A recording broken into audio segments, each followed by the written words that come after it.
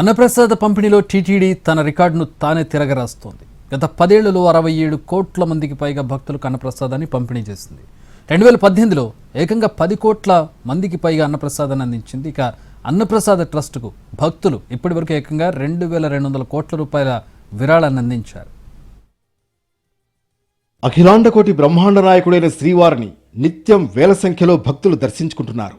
ఇలా స్వామి చెంతకు వచ్చే భక్తుల ఆకలి తీర్చేలా అన్నప్రసాద వితరణ చేయాలన్న ఆలోచనతో అన్నప్రసాద ట్రస్టును నిర్వహిస్తోంది టీటీడీ.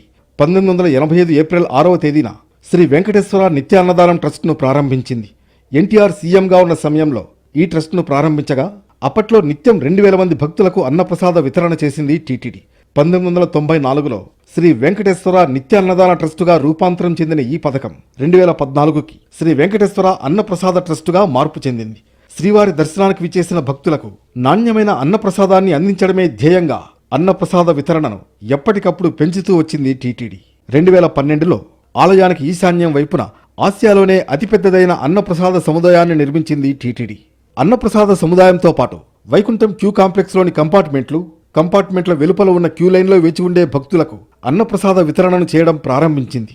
యాత్రికుల వసతి సముదాయాలు, భక్తుల రద్దీ అధికంగా ఉండే ప్రాంతాల్లో కూడా ఫుడ్ కౌంటర్లను ఏర్పాటు చేసి అన్నప్రసాద వితరణ చేస్తోంది. ప్రస్తుతం తిరుమలలో 36 ప్రాంతాలలో భక్తులకు అన్నప్రసాద వితరణ జరుగుతోంది.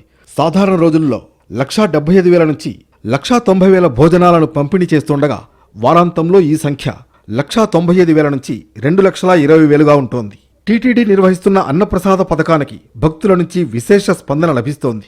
శ్రీవారి దర్శనానికి విచ్చేసిన భక్తులు అన్నప్రసాద సముదాయంలో భోజనాలు స్వీకరించడమే కాదు, అన్నప్రసాద వితరణకు పెద్ద ఎత్తున విరాళాలు అందిస్తున్నారు. దీంతో ఇప్పటి వరకు అన్నప్రసాద వితరణకు 2200 కోట్ల రూపాయల విరాళాలు భక్తుల నుంచి అందాయి. డిపాజిట్లపై వచ్చే వడ్డీ ఆదాయం ద్వారానే అన్నప్రసాద ట్రస్టును నిర్వహిస్తోంది టీటీడీ.